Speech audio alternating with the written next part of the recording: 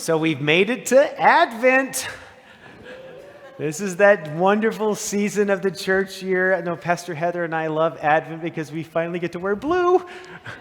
For 4 weeks, we get to wear blue, and then after that, we go back to all the other colors. But no, it's Advent. We get to decorate for Christmas. We get to get things ready. We get to prepare for that Christmas morning. I don't know about you all, but my house is already decorated. The lights are out on the outside. The neighborhoods are already doing it as well. The tree's up inside the sanctuary. It's getting us ready for Christmas morning when we welcome the Christ child. We're preparing for the birth of Christ. But Advent is more than just preparing for the birth of Christ, right? Advent is also preparing for when the Messiah will return, when Christ will come back and take us all home, and this wonderful human experience is over. But how do we prepare for that? There's no Advent calendar to prepare for the end times. We don't know when this is going to come. It would be great if we did, though, if we had like an Advent calendar that was preparing for like when the end times were coming, and you would open up the little doors and you would take out the chocolate and eat it, or maybe the Taylor Swift quote. I think we need to create a Taylor Swift Advent calendar, I think. Yes. I'm on it. There you go. We don't know when it's going to happen. We don't know when it's going to happen, and that causes us problems. But Isaiah and in our gospel today, they both address what we're called to do in the meantime. See, Isaiah is writing to a group of people who are suffering. They have been dealing with exile. They've been taken away from their homeland. They are removed from where they used to worship. They're dealing with slavery. They're dealing with pain and torment and violence, and they're wondering, where is God in all of this? The God that they worship, the God that they went to the temple for, they are no longer able to do those things. Where are we to find God in all of this? And Isaiah reminds them that these days are limited, that these days are not going to be forever, and that they will come back to that holy mountain. They will be one with God, and God's peace will reign, and God will take all the swords and turn them into plowshares, and all the spears and turn them into pruning shears, and nations will no longer rise against nation. And until then, walk in the light of the Lord. Live as if that day is happening right now. And there's hope in those words for people that are wrestling with wondering, when is it going to happen? Longing for this to come, longing for this to come. It's kind of like we too, I think. I mean, we're always kind of wanting things to happen, wanting to control it. I want to know when it's going to happen. I want to know when the end is coming. Because I think we all know why we want to know when the end is coming. So that way we have all of our ducks in a row. We all have everything ordered up, right? So that way, as soon as it happens, I can make sure that I've confessed all my sins and I'm ready to meet Jesus now. And then I'm clean and I'm good and everything's right. It's kind of like when you go to the DMV, you know, and you take all your papers with you, and you got your birth certificate, and you got your driver's license, and your proof of CPS, you know, energy, and your mother's maiden name, and your blood type, and you set it all down at the counter, and you're praying, oh, please don't make me come back on Tuesday. But that's kind of like this mindset, like I somehow can control my salvation by being good. And I can't do that. I don't have that power. I can't fix Steve with Steve. I need something bigger than that. I need God. And that's where Jesus comes in our gospel today and reminds us that we don't know when it's going to happen. We don't know. Jesus doesn't promise us a timetable, but he does promise us redemption. And he does promise us salvation. And he promises us that when the time does come, that we're going to return back into this beautiful, holy relationship that started at the very, very beginning of time. I mean, when God created us, we were created to be good. And God created us out of this beautiful agape love, and we were made to love God and love one another. And sometimes we're really good at that. And then other times we choose ourselves, and things kind of fall apart. Jesus doesn't promise us that everything's going to be terrifying at the end.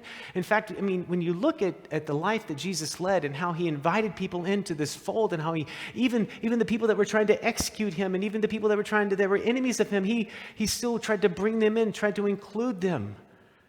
He didn't condemn them, but tried to include them. Jesus is about this beautiful, holy, divine relationship. We can't do it. We need this Jesus to come in and do it, because we will choose ourselves. Left to our own devices, every single time we will choose ourselves. And that's why God sent Jesus into the world, was to complete our salvation, because we can't do it for ourselves. Now, sometimes we have these little problems within us where we look at other people and we judge them and we devalue them, or we maybe think evil thoughts about them, or we just plain out don't like them. These are the weapons inside of our hearts that we have. And every once in a while, those weapons can be turned into beautiful things like compassion and love and empathy and care, for other people.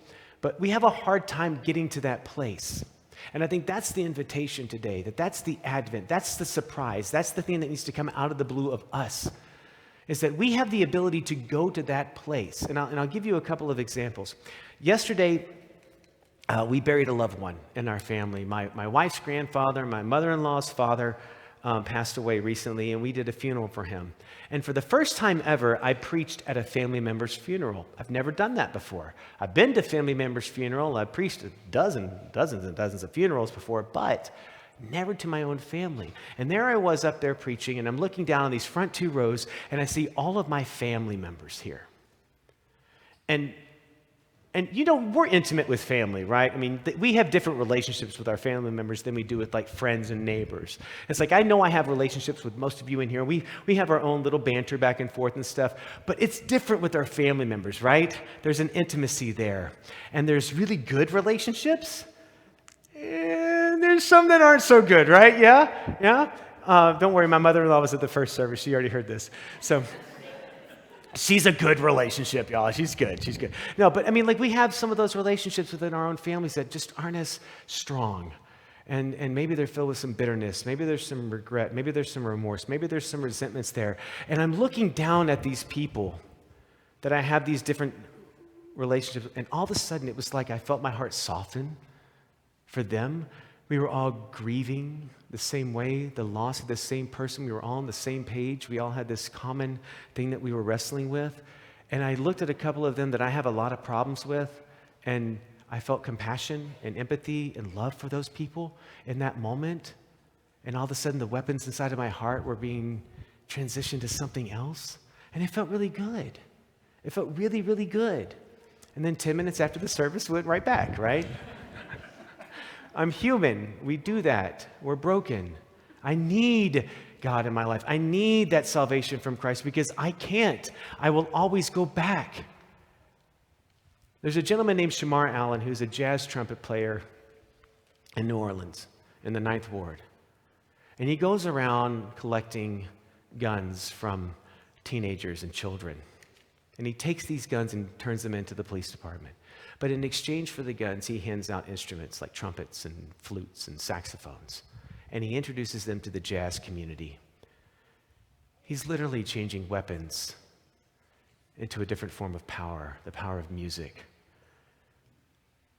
God can surprise us in the most amazing ways when we start to live in the light of the Lord, when we start to practice that love that we were created to be and to do, when we start to open ourselves up to look at the people around us and realize maybe they're trying the best that they can with what they have. Maybe today's not their best day, but maybe I can show the love of God to them today. Maybe, I don't know, maybe just maybe God might surprise us out of the blue. Amen.